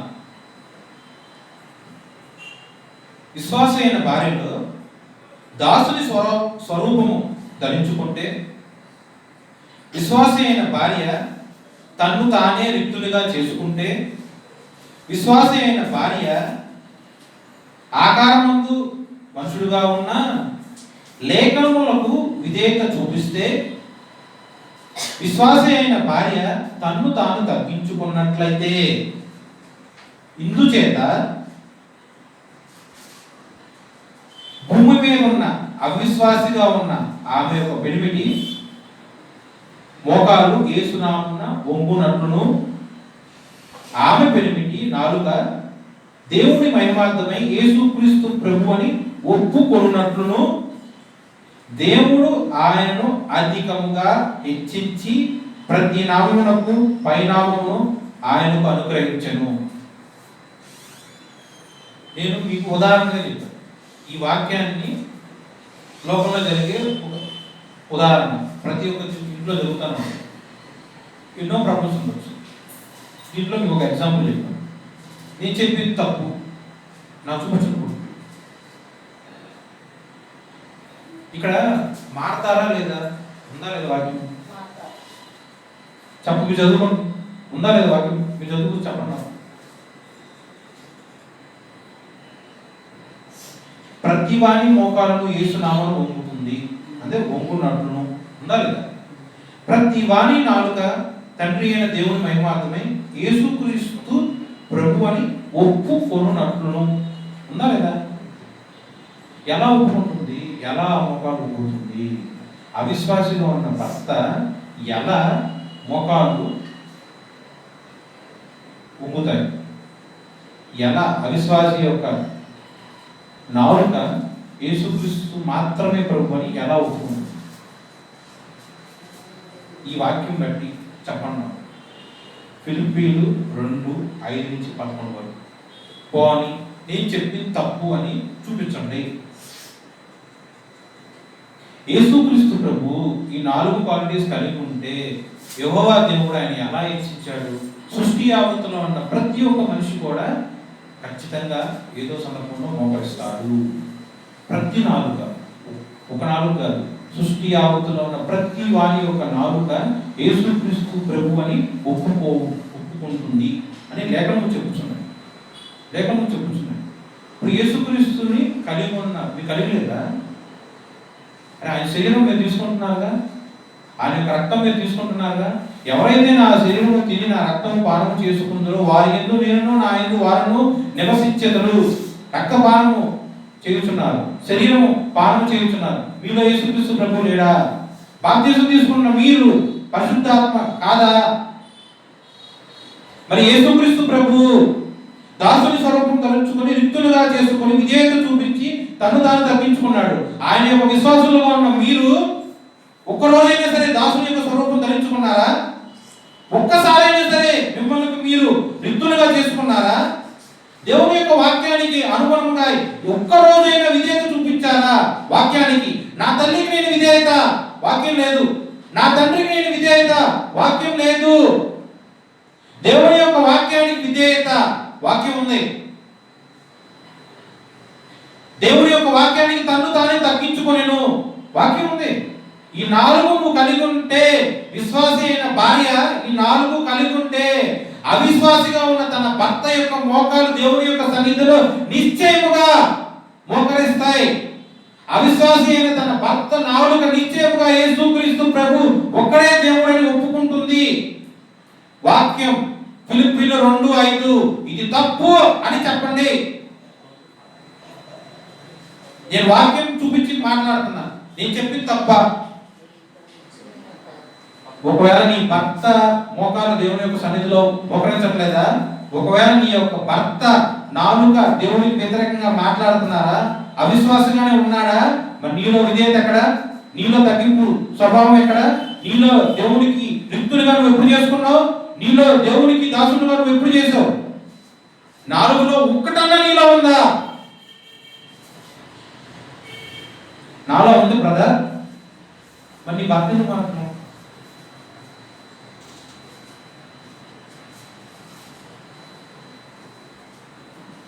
ఆన్సర్ చెప్పండి. నీ భర్త ఎందుకు మాట్లాడు? నీ భర్త మాట్లాడదా? నీలో 4 లేవు. నువ్వు ఎవరైనా చెప్పడానికి నేను ఎవరిని నేను చెప్పలా. ఫిలిప్పీయులు 2:5 చెప్తుంది. నేను ఎవరిని చెప్పడానికి? నరుడుగా ఉన్న మనిషి ఏ పాటు వాడు దేవుని యొక్క జ్ఞానంతో కూడిన వాక్యం చెప్పడానికి. వాక్యం చెప్పుతున్నది ఫిలిప్పీయులు 2:5. మళ్ళీ చదువుకోండి. ఇక్కడ యేసుక్రీస్తు ప్రభువుకి యెహోవా దేవునికి మధ్య జరిగిన ఒక సంఘటనను నీ యొక్క జీవితంలో కంపేర్ చేసి చదువుకోండి. యేసుక్రీస్తు ప్రభు కలిగి ఉన్న ఈ యొక్క 4 క్వాలిటీస్ లో ఒకటైనా నువ్వు కలిగి ఉంటే, అవిశ్వాసంగా ఉన్న నీ యొక్క భర్త యొక్క మోకాలు నిశ్చయంగా దేవుని యొక్క సన్నిధిలో మోకరింపబడతాయి. నిశ్చయముగా నీ యొక్క భర్త నోటి మాట, నోటి నాలుక యేసుక్రీస్తు ప్రభు ఒక్కడే దేవుడని ఒప్పుకుంటుంది.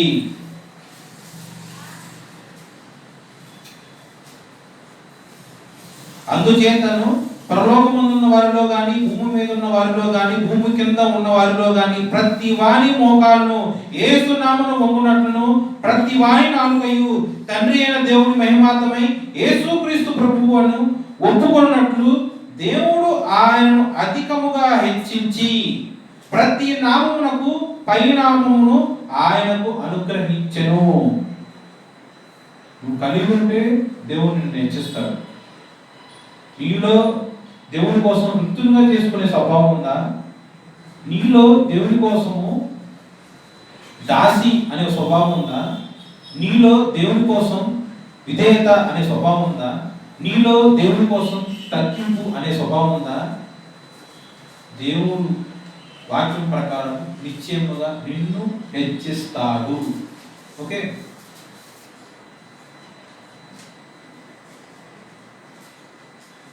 ఎన్నెన్నో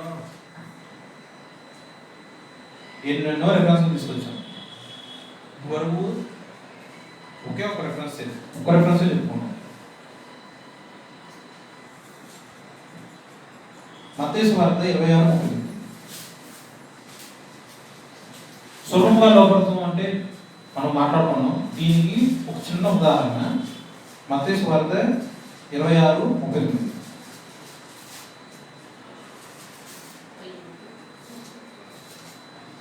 కొంత దూరం వెళ్ళి సాగిలపడి, నా తండ్రి, సాధ్యమైతే ఈ గిన్నె నా యుద్ధ నుండి తొలగిపోనిమ్ము, అయినను నా ఇష్ట ప్రకారము కాదు, నీ చిత్త ప్రకారమే కానిమ్మని ప్రార్థించెను. చాలండి. ఈ ప్రార్థన ఎలా ఉంటుంది? దేవుని యొక్క బిడ్డలారా, ఈ ప్రార్థన ఎలా ఉంది? సులభముగా లోపడాలి అంటే నా చిత్తం కాదు యేసయ్యా, నీ చిత్తం జరిగించు.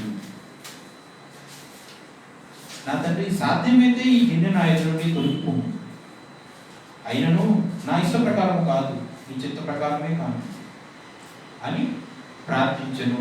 నువ్వు ఎలా ప్రార్థన చేస్తున్నావు? నువ్వు దేవుడికి ఎలా ప్రార్థన చేస్తున్నావు? నీ ఇష్టం చెప్పమాకు అని ఈ యొక్క వాక్యంలో లేదండి. ఇక్కడ మనిషి యాక్చువల్గా ఈ ప్రేయర్ ఎవరు? యేసుక్రీస్తు ప్రభు చేశారు. కరెక్టా? ఎలా ఎందుకు చేశారు? తెల్లారితే ఆయన కలవరం మీద మరణించాల్సి వస్తుంది. కానీ ఆయన మనిషి కాదు, మనుషుని జన్మించారు. ఆయన పేరు చేయలేక ఈ గిన్నె నా ఎదురు నుండి తీసివేయి అని అడిగారు. కానీ దాని తర్వాత ఏమడిగారు? ఆయన ఇష్టం ఏంటి? యేసుక్రీస్తు ఇష్టం ఏంటి? ఈ వాక్యం పెట్టాలి, అది తీసేసి ఆ గిన్నె నా ఎదురు నుంచి తొలగిపో. కానీ ఆయన వెంటనే ఇంకో మాట ఏమన్నారు? నా ఇష్టం కాదు, నీ ఇష్టం. ఇప్పుడు ప్రార్థన చేస్తున్నాం, మనం ప్రార్థన చేస్తున్నాం. ప్రతి దాంట్లో నీ ఇష్టం ఏంటి? అట్లా దేవుడు ప్రార్థన ఆలపిస్తాడు, ఎలా ప్రార్థన చేసినా ఆలపిస్తాడు. కానీ ఎలా ప్రార్థన చేయాలి? దేవుడికి ఇష్టకరమైన ప్రార్థన ఎలా అంటే, దేవుడికి ఆనుకొని ఉండే ప్రార్థన ఏంటంటే, దేవుడు మన ప్రార్థన కోసం వీడు భూమి మీద ఎప్పుడు మోకరించి ప్రార్థన చేస్తాడా అని వేగిరపడి మన కోసం త్వరపడి ఎప్పుడు వస్తాడంటే ఇలాంటి ప్రార్థన కోసం. నా ఇష్టం కాదు, నీ ఇష్టం. ఇలా చేస్తే నీ హృదయం దేవుడి యొక్క వాక్యానికి సులభముగా లోబడినాడు. నీ ఇష్టం కాదు, నీ ఇష్టం కాదు, నాకంతా తెలుసు, అందుకే నా ఇష్టం. ఒకవేళ చిన్నపిల్లలు అంటారు, నాన్న అలా మాకు పడిపోతాం, అలా పలానా ప్లేస్లో కూర్చోమాకు, పడపడం జాగ్రత్తగా పడిపోతాం, అలా పరిగెత్తి మాకు ఎదురుగా తగిలి పడిపోతాం అని మనం అంటాం. చిన్నపిల్లలు ఏమంటారు? నాకు తెలుసు. అప్పుడు తల్లిదండ్రులు మనం ఏమనుకుంటాం? మనం కొడతారా, తిడతారా, నమ్ముకుంటాం. దేవుడు కూడా అంతే. తల్లిగా తండ్రిగా నువ్వే నీ బిడ్డలు చూసుకుని అనుకుంటే దేవుడు నమ్మడానికి నమ్ముతాడు. మనం పడిపోయినా తిరిగి లేపుతాడు. నా ఇష్టం నా ఇష్టం నువ్వు అంటావా? అయినా దేవుడు నేను చేయవలేడు. నీ ఇష్టం తగినట్టే దేవుడు చేపిస్తాడు. తల్లిదండ్రులు కొంతమంది ఏమంటారు? పడితే వాడికి ముందు వచ్చింది పడిని అని అంటారు. కొంతమంది ఏమంటారు? వాడు పడకూడదు అని చెప్పి వాడు ఎంత చెయ్యి ఇల్లుచుకున్నా సరే కాదు కోటని గట్టిగా పట్టుకుంటారు. రెండు రకాల తల్లిదండ్రులు ఉంటారు, అవునా కదా? ఇక్కడ యేసుక్రీస్తు ప్రభు తల్లికి తండ్రికి అన్నా కూడా అత్యధికమైన ప్రేమతో మనందరినీ ప్రేమిస్తున్నాడు. మనం పడిపోయినా తిరిగి లేపుతాడు. దాన్ని బట్టి ఆయన ఆలోచన ఏంటంటే, ఏం చేస్తే మనం పడిపోతాం అని మనం తెలుసుకోవాలి. రెండోసారి అతను మళ్ళీ చేయడం. ఓకే, అర్థమవుతుందా? నా ఇష్టం అన్నది మాత్రం దేవుడు మనల్ని ఉపయోగిస్తాడు, లెసన్స్ నేర్పిస్తూ ఉంటాడు. అసలు ఎందుకు నా చిత్తం కాదు నీ చిత్తం జరగాలి అని ఎందుకు ప్రార్థించాలంటే, రోమియో రాసిన పత్రిక 12:2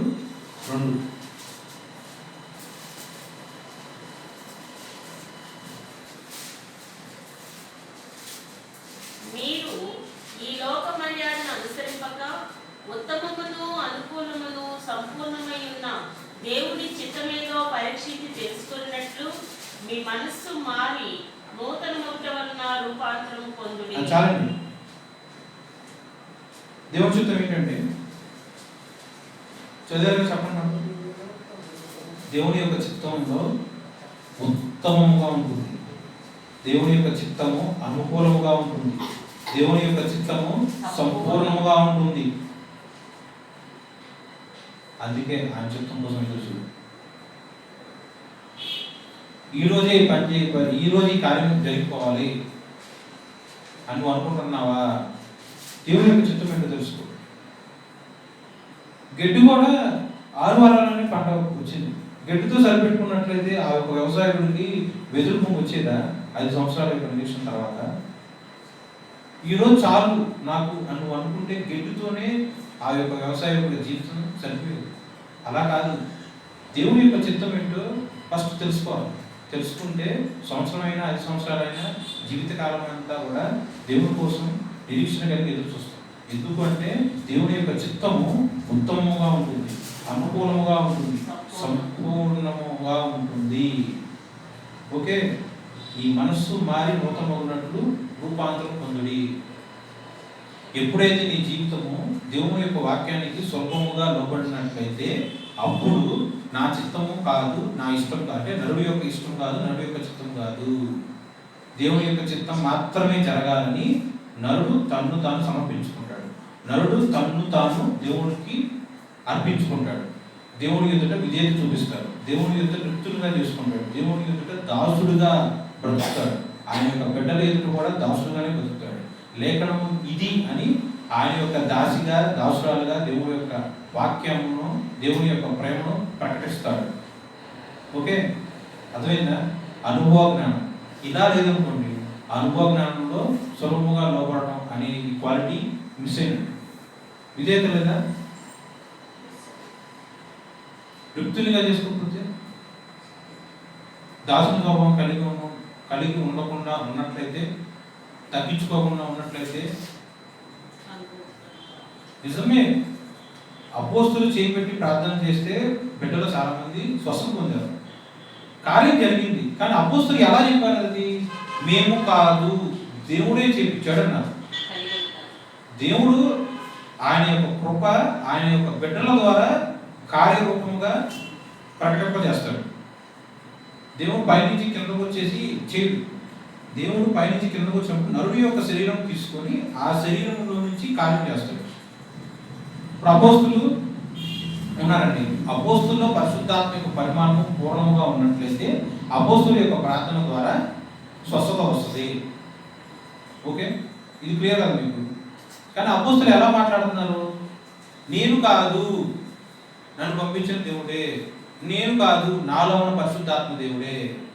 ఓకే, మనం ప్రార్థన చేసాం, అప్పుడు ఏం చెప్పాలి? మనం ప్రార్థన చేసిన తర్వాత నేను కాదు, నాలో ఉన్న పరిశుద్ధాత్మ దేవుడే ఇలా ఉజ్జీవంగా ప్రార్థన చేపిస్తున్నాడు. నేను కాదు, నాలో ఉన్న పరిశుద్ధాత్మ దేవుడే వర్ణింపసఖ్యముగా మూడుగలతోనూ ప్రార్థన చేపిస్తున్నాడు. ఒక కాపరి ప్రార్థిస్తే అస్వస్థత వీడి స్వస్థత పొందినట్లయితే ఆ కాపరి ఎలా మాట్లాడాలి? నేను కాదు, నాలో ఉన్న పరిశుద్ధాత్మ దేవుడే నిన్ను స్వస్థపరిచాడు. నేను కాదు, నాలో ఉన్న పరిశుద్ధాత్మ దేవుడి యొక్క ప్రార్థన ద్వారానే నీ కుటుంబం కట్టబడి ఉన్నది. తగ్గించుకోవడం అంటే అది. ఓకే, తగ్గించుకోమంటే ఇంకో రకంగా ఆలోచించుకునేది. తగ్గించుకోవడం అంటే నరుడు చేసిన క్రియ కాదు, దేవుడి యొక్క కృప చొప్పున ఇదంతా జరిగింది అనే ఒక ఆలోచన కలిగి ఉంటే తగ్గించుకున్నట్టు. నేను ఏమై ఉన్నానో అది కేవలం దేవుడి యొక్క కృప ఉన్నది. ఓకే, ఇంతవరకు అర్థమైందా? ప్రేమించి నాకు ఈ అవకాశం ఇచ్చిన యేసయ్యకి సమస్తమైన మహిమ కలుగును గాక. ఆమేన్.